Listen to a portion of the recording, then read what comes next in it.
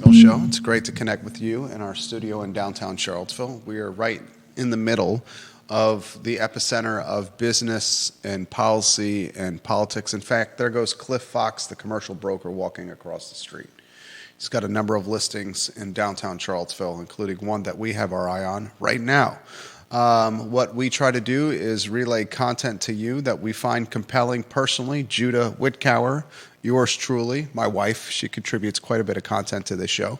And we just want to be the water cooler of conversation for a 300,000 person market that's sophisticated, it's dynamic, it's educated, it's nuanced, it's searching for its identity, it's in conflict with its history, it's uncertain of its future. It's asking questions that are at the forefront not just of the Charlottesville metropolitan area, but at the forefront of metropolitan areas nationally. If you take a look at the screen, we will cover a gambit of news. Gamut. What, I include a B in there? Yeah. Is that the voice of God or is that the face of Judah Whitcower on screen? We can go with the voice of God. It's gamut. G-A-M-U-T. Thank you for holding me accountable, Judah B. Whitcower. Oh, I'm not holding you accountable. I'm just... We appreciate you. Everyone, just want you to get it, you know. Everyone loves the Bone apple tea, right? tomato. Yeah. Potato. Bone apple tea. One storyline that did not make the rundown, we should offer 90 seconds of commentary on. Walton Middle School. Yeah. They're doing the tryout with the cell phone pouches. Yeah. And it could be coming to the rest of the Albemarle County school system, which is probably a good thing.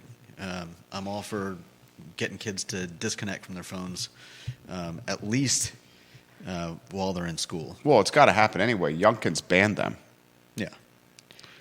But it's I read something recently that says that kids who are distracted by a phone or something often or usually take at least 10 to 20 minutes to like refocus. Oh, so every time I would say it's even more than that the younger you are. I've seen my kid go down a YouTube rabbit hole. Then we try to go down the reading route or the relax before bed route. Good luck. Yeah. I know firsthand about that. Mm-hmm. Not just focusing, but good Lord, like happiness and self-respect and self-esteem, listening. I think it's the unspoken pandemic. Yeah. The unspoken pandemic is the drug addiction that is cell phone and screen time with our children. Yeah. The politicized pandemic is a flu-like virus that shut down the world, drove inflation, and pushed drug sales. The unspoken pandemic, perhaps because of the power of those who create the apps and are pushing the screen time usage, is the undeniable addiction of screen time with our youth. I'm convinced, ladies and gentlemen, that a generation from now, we will reflect and look back on, what's the generation that's in school now? Is that Gen Alpha? I believe they are. Let me see if I've still got the chart. You got the generational chart? I believe I do. Let's see if I can do a quick Gen Alpha search. Here we go. Gen Alpha, those born between 2010 and 2024. Yeah. So Gen Alpha is the one in schools right now. Mm-hmm. I'm convinced we're going to say Gen Alpha. What's the one before Gen Alpha? Gen Z, they're still in school as well. That ends at 2000. Gen Z 2012. Gen Z and Gen Alpha. We'll look back a generation from now and say, Jesus, we scarred these people. Walton Middle School gets props. The who, what, when, where, why. They try the cell phone patches. Frankly, the governor has said they're going to be banned from schools. Giddy up and get ready. Yeah. I am all for that. Mm-hmm. You do not see the cell phone impact or usage not nearly as significant, Judah, in the private schools locally. Probably because they don't allow them in classes, I would there imagine. It is. I mean, I don't understand how they ever became a part of daily classroom, allowance anyways. It seems like the kind of thing, it's like allowing kids to do anything that they want in class. You're literally saying you don't have to pay attention in class. You can use social media or anything on your phone in place of what is happening at the front of the class with the teacher. Yeah, and you don't even have to say it's allowed. All you have to do is say, we're not going to take your phone away, and you're essentially telling kids that you can do whatever you want. There it is. Because they can sit and not pay attention. And Props to Walton Middle School. yeah, props to them. It didn't make it on our rundown, but we wanted to highlight something that we saw was positive for the community. Yeah, and I hope it carries across to the other schools. The lead headline, if you can relay it on screen and put the lower third on screen. I love you highlighting the headlines. Keeps you engaged with the show. I think the show's at its best when Judah B. Wickhauer is engaged in offering some commentary. What's the lead headline? Are we talking the ranking of the University of Virginia as it pertains to free speech? Negotiations. Oh, it's the UVA Guide Service is the lead headline. Yeah. You want me to set the stage on this one? Sure. UVA Guide, the UVA Guide Service, which is an independent outfit UVA Guide Service is operated. I took this tour as a high schooler with my parents and my brother. We took the trip up Interstate 64 from Williamsburg, Virginia. My dad went to UVA. We grew up going to UVA football games, sporting events, and visiting Charlottesville. We took the trip up 64, did a tour guide, a tour led by students on the University of Virginia. The tour we did was pretty much a location-based tour, pointing out names of buildings and what activity was done in said buildings. It was not politicized. It did not include propaganda. It did not include much ad-lib commentary. There was a script. Now those tours have political messaging, historical context, some call it propaganda, and commentary included in the tours with prospective students and their parents. The organization is the University Guide Service. They are an independent organization from the University of Virginia, much like the Honor Committee, UJC, University Judiciary Council, independent from the university. The Jefferson Council, and you can rotate the top three headlines, they're on record. I've been emailing with this gentleman, Thomas Neal, the Jefferson Council president. He claims the reason UVA suspended the guide service this fall is because the governor, Glenn Youngkin, has 13 new appointees to the Board of Visitors. And these 13 new appointees now have control of the board.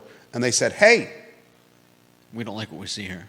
We don't like what we see here and how propaganda and political messaging and the portrayal of Thomas Jefferson is done in a light that is not reflective of what we think the University of Virginia message should be. Brand should be. He's saying that with the media.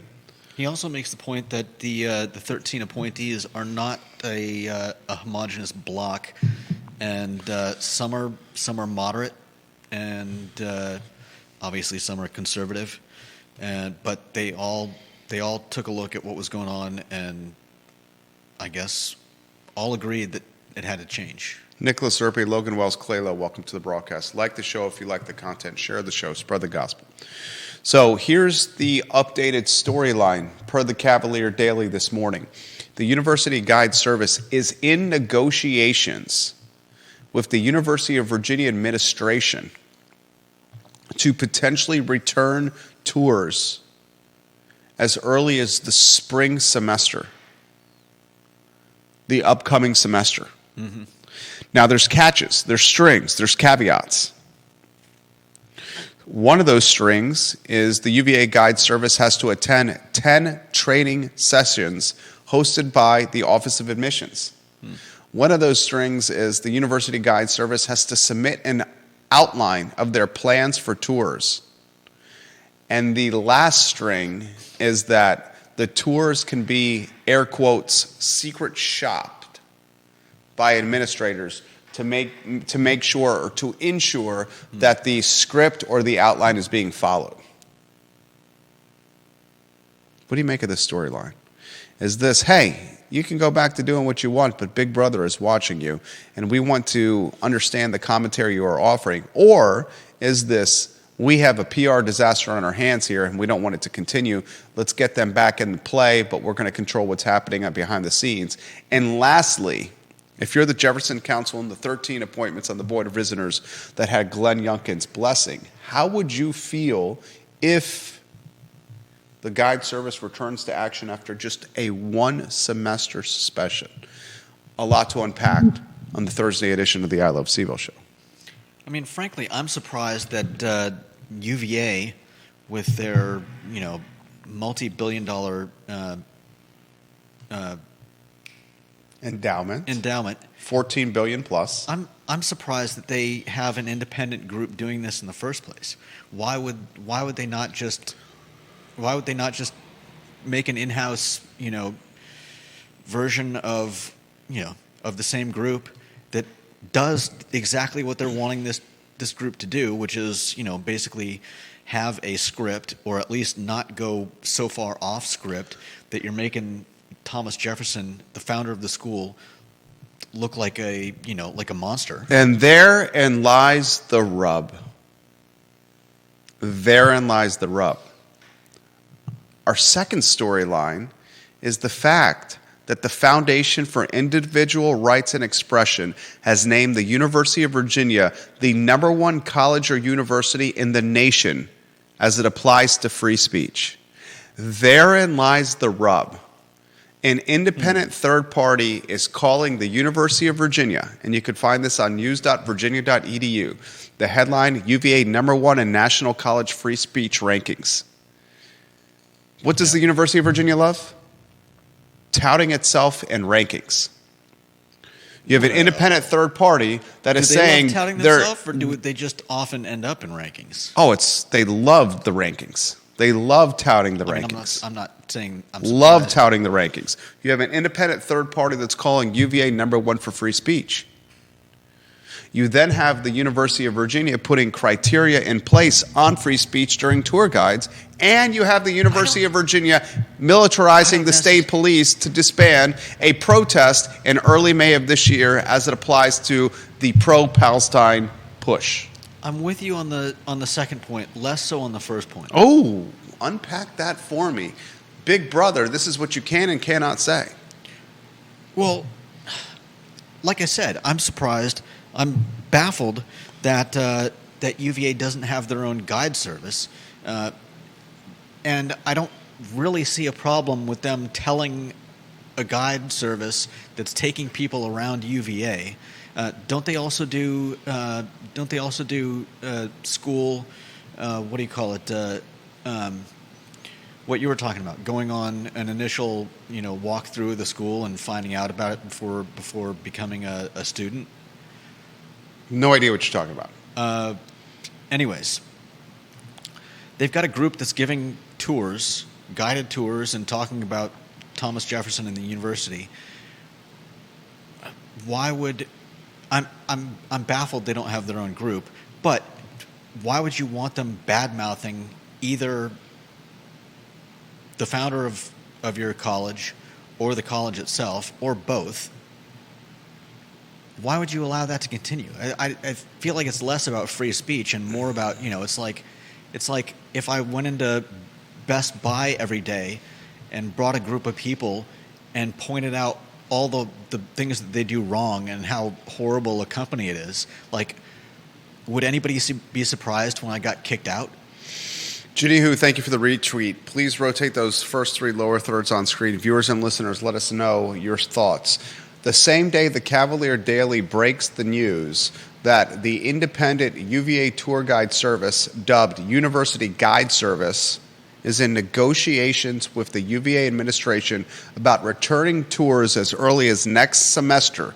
The UVA Guide Service, led by students independent from the university, if they return, must follow potentially some protocols like submitting an outline of what they're talking about, having their tours secret shopped, and attending 10 sessions where they could be potentially trained or brainwashed on what they can or cannot say to prospective students and their parents. The same time that story breaks, on the Virginia media platform, news.virginia.edu, they are ranked #1 in the national nation as it pertains to free speech on grounds. Therein lies the rub. Orientation, that's the word I was looking for. Therein lies the rub. I don't think the university should have its own Really? pay-to-play guide service. I think it's much more authentic if the guides are students that do the touring, because they're in the thick. They know what it's about. Do I think the UVA guide service should be bashing Thomas Jefferson, offering political propaganda or messaging when it comes to geopolitical events, when it comes to Thomas Jefferson and some of the things he's done in his past? No, I do not. But are these the people that give that's the word I was looking for, orientation. Do they give the actual orientations for incoming students? No, orientation is separate. This is just for people who want to check out a tour of the UVA. university. It's a guide service. They are not orientation. You go through first year orientation. Everyone does the same. You're meeting in a room with fellow first years. It's separated by day. Not all the first years do it at once. You schedule it in advance. I remember this vividly. They went around the room. There was hundreds of us in attendance. Someone asked us, "What do you want to do for your major?" Everyone had this idea. I want to be an engineer. I want to be a doctor. I want to be a lawyer. I want to be a banker. It finally came to me and said, I'm 18 years old. I was almost 19 at the time. In fact, I think I was 19. I have no idea what I want to do. Literally said that. I have no idea what I want to do in the orientation. No idea. That was my answer. Okay, so anyways. My point is this. I remember my mom so disappointed with that answer. We walked out, all the parents there, she said, why couldn't you just say what you wanted to do? I said, I don't know what I wanted to do. I don't know what I wanted to do. Mm-hmm. Now I'm doing exactly what I want to do. The guides should not be leading tours with prospective students and their parents and offering propaganda, political messaging, or historical context on the founder of the university. Okay, so it's not an orientation, but it is for actual prospective students. Like if Judah, it's a tour. I know that. It's a tour around grounds. That's all it is. I get it. It's not, orientation is separate from this. I know. That's what I just said. Yeah. It's not coupled at all. But it is coupled with students who want to come to UVA. And their parents. Yeah. Which is, again, it seems very strange that you would have an outside. It's not outside. It's students. This happens at every college and university in America. Okay. This is not unique to UVA. All right. You go to other colleges and universities, students are leading these tours. Then yeah, I'm not surprised that UVA wants to set the tone for what they say. This is literally a group that is telling people about your university who are potentially going to become students. I don't think it's UVA is making that call. In fact, the Jefferson Council president is on record saying we're the ones that are making this call. Thomas Neal is saying, because of our influence with Glenn Youngkin and the 13 appointments Youngkin made to the Board of Visitors, we're using that influence to tell UVA what to do. And I'm saying I don't think that's necessarily a bad thing, and I don't think it necessarily falls under the heading of free speech. Yes, the students should be able to say whatever they want about the college. But now they can. But when they're giving a tour of the school for the last 10 or 15 years, they've been able to say whatever they wanted on those tours. So? The last 10 or 15 years, those tour guides have had carte blanche with free speech of what they've said on those tours to prospective students and parents. At the same day a national ranking on free speech was released, the same day another story is released about UVA saying you are not going to be able to have free speech when it applies to tours. Limited speech. There's irony there. There is maybe a little bit of irony, but 5 months removed from a protest where the state police were used as military to disband a pro-Palestine protest. And I'm 100% with you on that. But on the fact of the tours, I have no problem. You've said that. I know. And you continue to push back against it, and I'm surprised. And the fact of something being around for 5 years or 10 years or 100 years, in fact, that goes straight to the point of what's going on with the the tour guides, because the fact that that slavery was okay for most of the history of the world doesn't mean that we find it okay today. And the fact that they were able to say whatever they wanted for 15 years doing guides at the school doesn't mean that's I'll put this succinctly needs to for the continue. viewers and listeners. Very succinctly. Okay. The tour guides should not be able to bash Thomas Jefferson. The tour guide should not be able to offer political commentary. The tour guide should not be able to offer geopolitical propaganda or commentary. The tour guide should not be able to contextualize history. Asking 19, 20, and 21-year-olds to offer color on a university that's been around for centuries is absurd. Yeah. Having rules and regulations for what is often the first representation of the university, the tours, Yeah. makes perfect sense. The irony is this. Cavalier Daily reports that the tour guides are going to have limitations with what they can say or present, their speech, their freedom of speech on these tours. And that story breaks on the very same day an independent third party has ranked the University of Virginia #1 in the nation when it comes to free speech, 5 months removed when the state police was called in by the president of the university in military fashion to break up a pro-Palestine protest. Yeah. That is the story. That is the irony. That is the irony. And all this is happening while the Jefferson Council, its president, who we're emailing with, Thomas Neal, has said it's us, my fellow co-founder, Bert Ellis, who in the email with Mr. Neal has taken exception to the moniker razor blade that we've offered Mr. Ellis. I'm hardly surprised. Mr. Ellis, the co-founder of the Jefferson Council, on the Board of Visitors, along with 12 other Youngkin appointees who are flexing their muscle. I'm going to ask this question of the 13 appointees of the Jefferson Council and of you, Judah Wickower. If the UVA Guide Service returns to action in the spring, does that make the 13 appointees look bad in the influence that they have? If it's less a suspension and more of a sit in the corner, you're on timeout for 5 minutes for misbehavior. Not if they elicit changes. The whole point of the suspension was that We're going to radicalize or revolutionize or completely change what's happening here? no, I think it was just, hey, look, we don't appreciate what you're saying about our school on our school grounds while you're giving tours for our school. You may be unaffiliated, you may be students, but it's going to stop. Here's the follow-up question. What accountability measures will be put in play?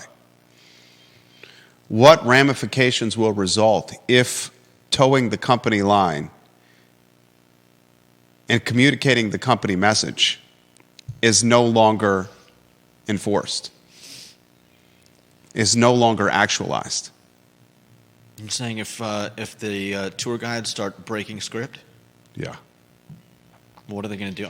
I'd say they'd probably say, okay, well, I guess we'll put you back on suspension, and we'll do this ourselves for a while. That would be my guess. Janice Boyce Trevelyan, her photo on screen, she says this: we did the UVA tour and thought it was awful. They were disrespectful of the college and its history. We excused ourselves halfway through the tour. It was also historically inaccurate. Vanessa Parkhill of Earlysville: it's great when the tours are conducted by students, but these guides should be people who ooze pride in the university, not crapping on their founder and feeding into an apologist mindset. I agree with both those comments. As do I. I agree with both those comments. And that's my point. It's just odd that they would leave this in the hands of an outside. All and of them I get are. it. Yeah. They're They all do of it. them Okay. are. What, are you going to pay some adults to do it? Yeah. Why not? What is this, Colonial Williamsburg? I didn't suggest. If you're they a dress up as, 17-year-old, and you have essentially an actor or a representative that's in their 50s or 60s, a boomer, giving the tour of the university as opposed to a student that's a few years removed from you, it lacks authenticity. I'm not sure why it has to be a 50 or 60-year-old that you're hiring, just because is that adult? I mean, why not hire students? Why not do exactly what they're doing, except they're paid and they have a little more control over what's being said? Well, you're adding fat to the payroll. Okay. We just talked about the university being bloated in positions and admins and staff. We've talked about that in previous shows. I don't know that this would bloat. It would be a nominal additional cost. I agree with you there. Wouldn't that be a reflection of free speech being throttled? I still disagree with you on that. You're talking about a company. I mean, technically a nonprofit, but yes, a massive organization. I would imagine that any company, any brand, any business, would any want school a trained brand ambassador. Yeah, 100%, 100%. Exactly. And I get that it's been done this way for millennia, ever since God invented universities. But come on, did God invent universities? I'm obviously being facetious, but yeah, you're just going to leave your image in the hands of impressionable college students who may or may not have a good grasp on history and the fact that it's not like Jefferson was the lone American who did things that today we have a different view of. Bill McChesney watching the program. There was a group of people from an automotive club that came to the area for a convention. They were aggravated by the content of the tour guide's speech. They also toured Montpelier and Monticello. They said some of the Monticello tour was Jefferson negative as well. Massive changes that are happening at Monticello, which we've covered on the I Love CVille show, and the foundation.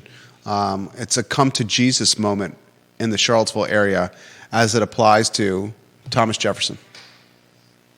There are those on one side of the aisle that want the history to be portrayed as it is, and there are those on the other side of the aisle that says, this is the history, we need to damn him today.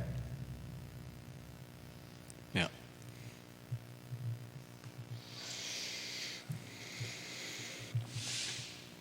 To close this topic, here's the news. A, the University Guide Service, an independent organization, is in negotiations with the UVA administration to return to giving student tours as early as this coming spring.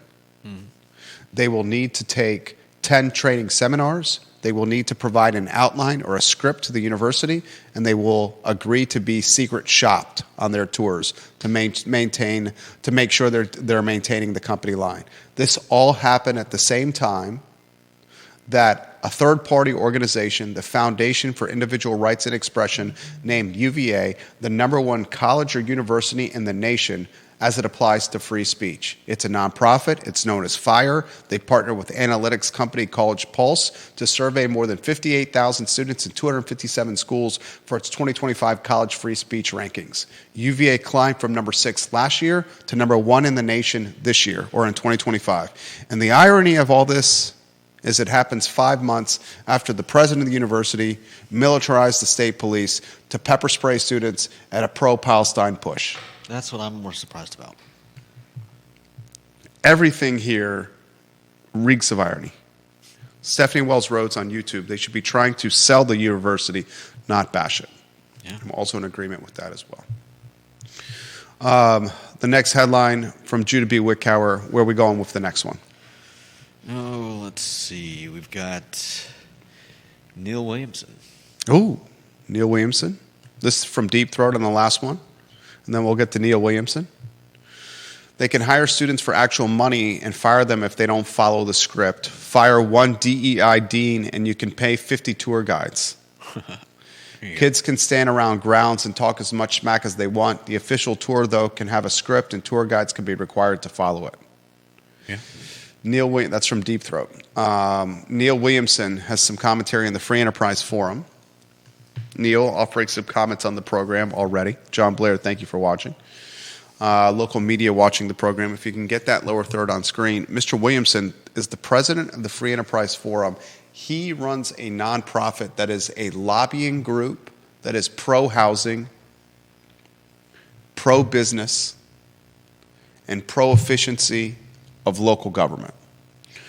One of his key platform points, Mr. Williamson, and you can read his commentary on the Free Enterprise Forum, is the red tape surrounding vacant commercial real estate and the fact that that red tape should be cut or diminished so commercial real estate owners that have vacancies can quickly pivot their vacancies to housing or homes or apartments.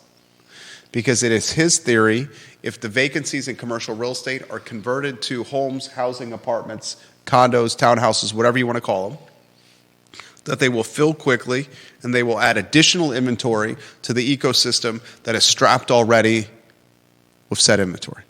Mm-hmm. He said government is moving entirely too slow on this. Hasn't that always been the case in this area? Always the case. I'm sure my dad would have something to say on that issue. And you've highlighted that led to the bankruptcy of the company. Yeah, giving up. Yeah. I'll say this. I think Mr. Williamson is very good at what he does. Mm-hmm. I think he should donate to the Free Enterprise Forum. I think his idea of allowing landlords and property owners more rights is good. I think adding an additional or cutting the red tape is good. I think the likelihood of many of these units, he quantifies it as 100 units, 100, and he highlights that 100 is a minuscule amount. But he also highlights 100 is better than nothing, which I agree with him. And I think he makes a great point when he says that it's important to note that this is another avenue to the mixed-use future your AC 44 comprehensive plan is envisioning. I mean, I've always thought that, you know, I bring up Savannah, Georgia a lot, and they did a great job of having a mix of housing and and retail. And it just made the downtown area extremely walkable, and I think Charlottesville could benefit from something like that. And I see this as I think a lot of people would push back. The NIMBYs would push back on having any type of retail built in their neighborhood. I see less. Well, I don't think the NIMBYs would push back as much on this. Oh, exactly. Well, that's my point. It's one thing to say I'm going to build a restaurant or a gas station or whatever in this neighborhood, and less annoying to people that you're saying, okay, I've got this shopping center, and we're going to devote a portion of this to building apartments or housing. Here's what it is, folks. The landlords that own vacant commercial real estate, it's in the growth area. It's on bus lines. It's on major corridors like Route 29. You're adding density in the corridors that has the infrastructure to support it. Mm-hmm. You're not adding additional density in areas that are unwelcoming to said density. You don't have to navigate the political appetite for new development because the development already exists. All you're doing is giving the owner of the real estate a chance to convert their model from commercial to residential. It's not building, it's remodeling. Yeah. And that is a much easier pill to swallow for taxpayers because it can be positioned like this. We're actually alleviating the burden of you, the homeowner, or you, the person that lives in Albemarle County, because we're filling vacancies with Yeah. potentially housing that's going to offer more money to the jurisdiction, which means burden on you becomes less. I agree. That's how it should be positioned. It's in so much of life. I'll rephrase. So much of successful business and so much of deal making. This is the primary way I spend my day is meetings and deal making. And the deals that get done, it's taken me, I've learned this over 20 years of doing this. The deals that get done are the deals that are positioned the right way. Some deal makers can present a deal and present the deal in a way that's not advantageous for it on the other side, despite wanting to make the deal. I was in the meeting this morning with an individual who's buying a business, an extremely established one, extremely established. Can't wait for this business to close so we can have the new owner on and we can tout what's happening. Mm-hmm. And across from us, I'm his representative here, across from us is the owner of the building where the business he's buying currently exists. And then the owner's admin is across from us. And we're sitting there for 45 minutes negotiating what is basically the foundation of what is going to be potentially anywhere from a 5 to 50-year lease, depending on how many renewals are engaged.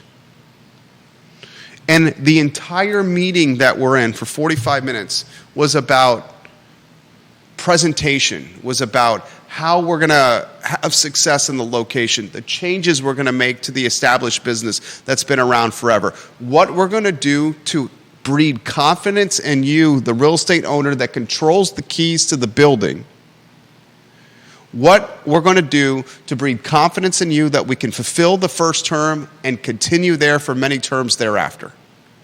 It was about presentation as much as it is about operational execution. The meeting went extremely well. And now we head to the closing table with an end of the month closing, we hope. Mm-hmm. If you're the Board of Supervisors of Albemarle County, you must realize that the housing is, the structure is already there. It's remodel, it's not development. It's on infrastructure like bus routes. It has major roads already next to it. You're not going to knock down trees, and you're not going to interrupt people's quality of life. Yeah. And you're going to create more tax revenue because the places are vacant. This is a slam dunk. I agree with Williamson on a lot of stuff. Some of the stuff I disagree with. Neil's watching right now. I'm an infrastructure over development guy. He's a development over infrastructure guy. And by development, we're talking housing specifically. Yeah. I don't mind housing, but I want the housing to be positioned after the infrastructure justifies the housing. I don't want kids learning in trailers. I don't want kids not having a bus. I mean, Jesus, Sean Tubbs has got a content in the Charlottesville Substack. This is the lead of Sean Tubbs, is his Town Crier Productions. Listen to this headline. You ready for this one? From Shawnee Tubbs? Where's that Scottish dude? Where's that little Scottish guy walking around? This is a headline from September 4th. Crozet may run out of water to support population growth after 2045. Jesus. Crozet may run out of water to support population growth after 2045. Don't you think we should pump the brakes on the development if they're going to run out of water? Do you need water to live? I mean, how long does it take to... How'd you feel if you were Orange County? In Orange County, what? A couple of weeks ago, they couldn't even bathe in their water. It wasn't don't just drink the water, it's don't let that water touch your skin. Avoid all contact with the water. Don't wipe your baby's butt that has doo-doo and pee on it after he did his business in his diaper. We're going through that right now. Don't bathe your 6-year-old right before bedtime. Don't run in the sprinkler or use the slip and slide. Don't let that water touch your epidermis. That's what Orange County dealt with weeks ago. Thank God the ban's been lifted. That same ban has happened in Greene County. Don't drink the water. Crozet, they're going to run out of water potentially, Shawnee Tubbs reports, after 2045. Don't prioritize development if you don't have water. Pump the brakes. You want to drive around Crozet, come drive-in time or drive home time? You better allow yourself 30 or 45 minutes. You want to learn what was the Western feeder pattern, where it was some of the best schools out there? Well, your kid may learn in a trailer, in a modular home. You okay with that? I'm not okay with that. I am okay with converting vacant storefronts to housing, though. That makes sense. And it should be presented the right way. You manage the presentation, you get influence. If you want to read the link, it's on the Free Enterprise Forum. He shared it in the comment section of my personal Facebook page. I thought he did a bang-up job with this. As always, he leads the commentary with a pop culture reference. This one from the late, great rocker Tom Petty, who once penned the line, "The waiting is the hardest part." I thought it was great. Not to mention a great GIF with Mickey Mouse. And a Mickey Mouse GIF. GIF? GIF? GIF. Why can't it be GIF? Because the G stands for graphic, not graphic. Tomato. Gambit. Darn it, damn it. They are very similar, but... John Blair's got great commentary. We love John Blair. His photo on screen, please. Jerry, I'm going to offer some facts for the viewers and listeners, John Blair says. Love John Blair. Good man. I'm going to offer some facts for the viewers and listeners. The Wall Street Journal just released its new university rankings. Virginia Tech ranks 18 in the nation in the Wall Street Journal rankings. The University of Virginia is 33rd in the nation. This past year, UVA got 58,000 applications. Virginia Tech got 52,000 applications. UVA has an acceptance rate of 32% for in-state students. Tech has an acceptance rate of 47% rate for in-state students. Virginia Tech is closing the gap with UVA at a rapid pace in so many metrics. In the end, UVA is a business. If your competitor's first impression for kids is a rah-rah pep rally tour about how great the school is, which is what Virginia Tech does, versus what UVA is doing, don't you have to at least pay attention? And he concludes by saying, Jerry, you and Judah Wickower do such a great job every day offering up topical show content. Thank you, John. Thank you. Facts from John Blair. From arguably, and that's exactly what I was saying. Why would you want a tour group giving someone's first impression of your school a bad impression? It's a great comment by you. And I would say the answer to that is because they pride themselves in being number one nationally in a free speech ranking, and they probably are more punch drunk with free speech and diversity, equity, and inclusion rankings than any other university in the Commonwealth of Virginia. They are punch drunk. Would you call it executive leadership? I wouldn't call it C-suite leadership. I'd say C-suite leadership is probably your BOV.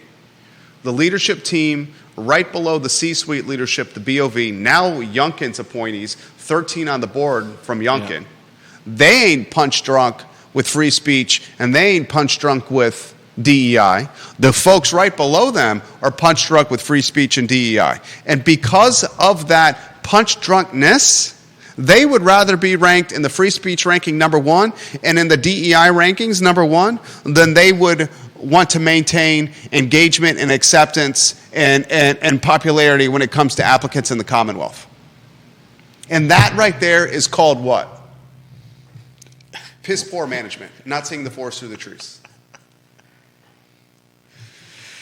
I'm not going to disagree. What do you call that? What else would you call that?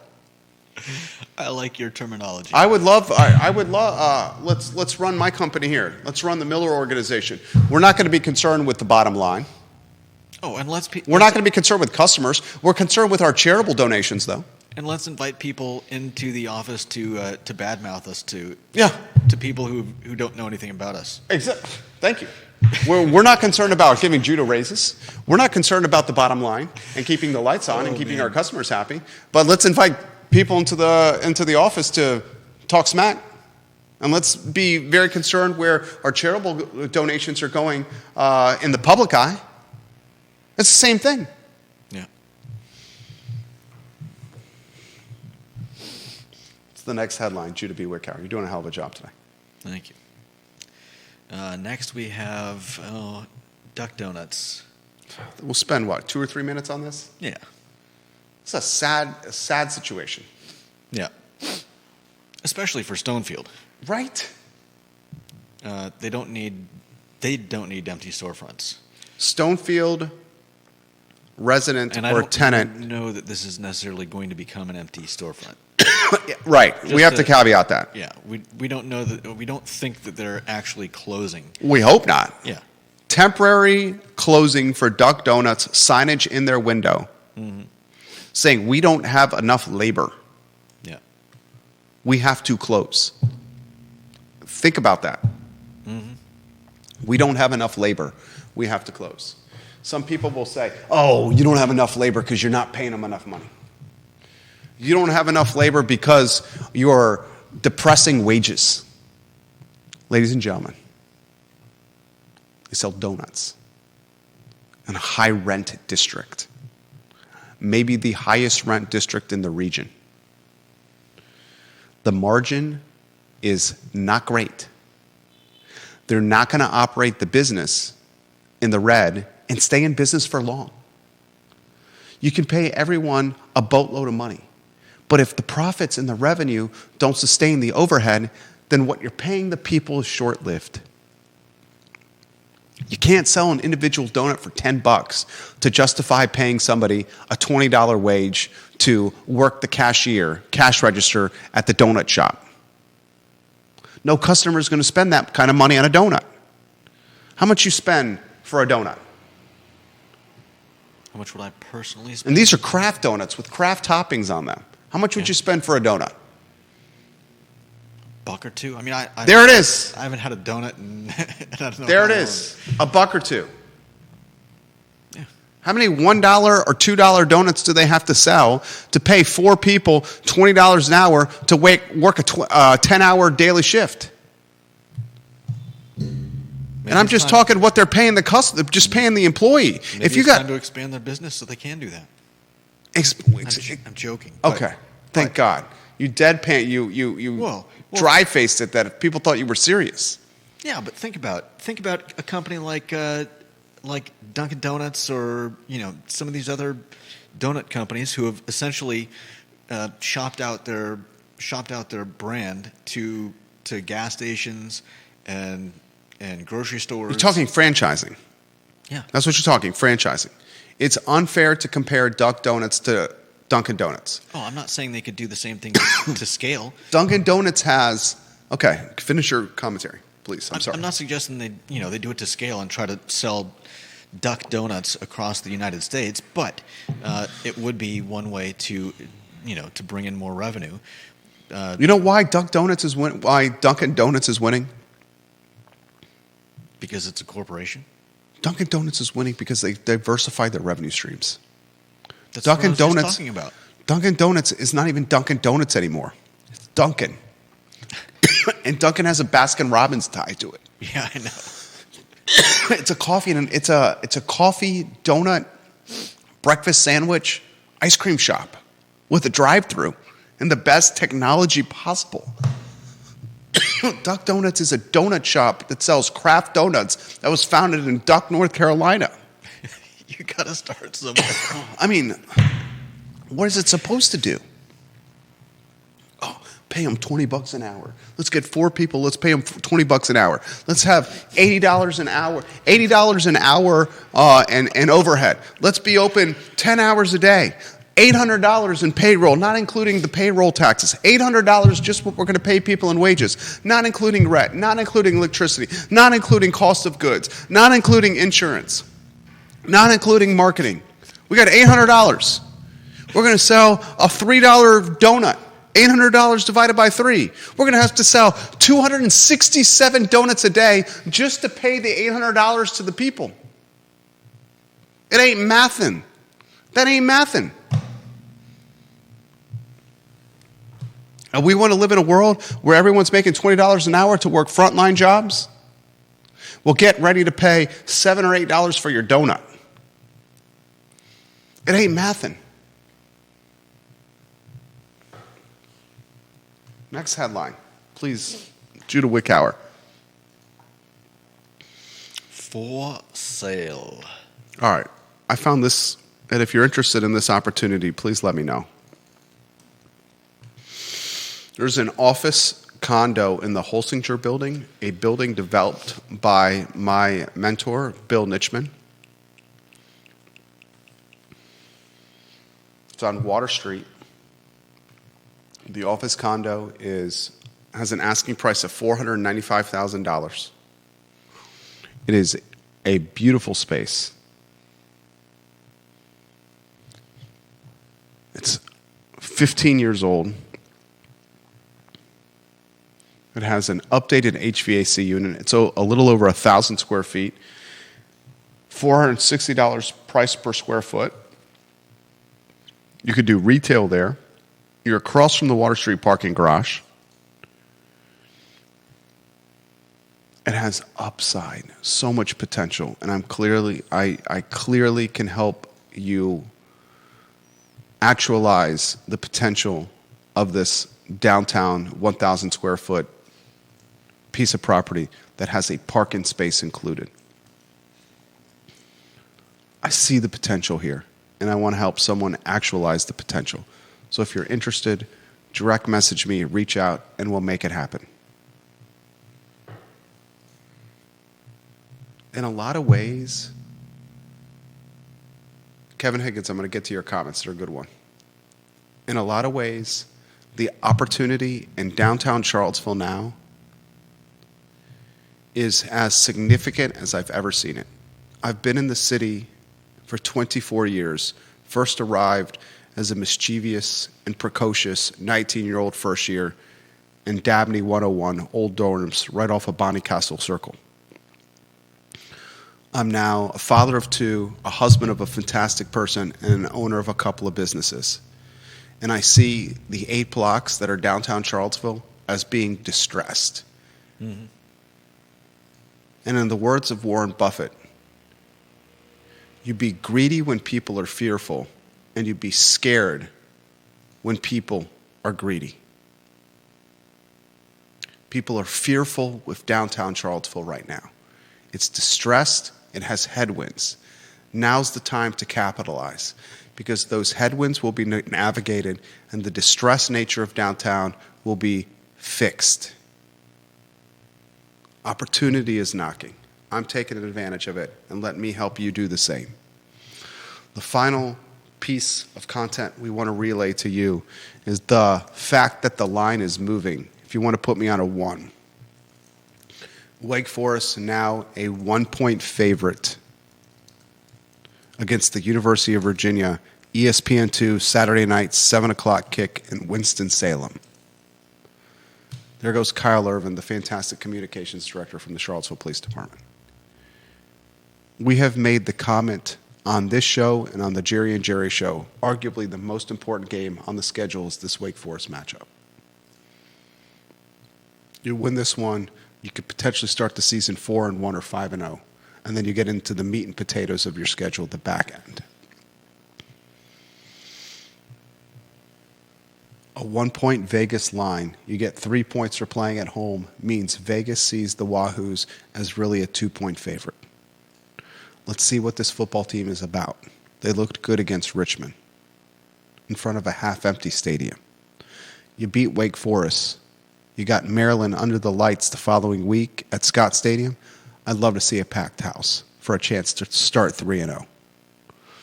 That's the Thursday edition of the I Love CVille Show. Judah Wickhauer was on point today. Thank you. Thank you kindly for joining us. My name is Jerry Miller. My DMs are always open. So long, everybody.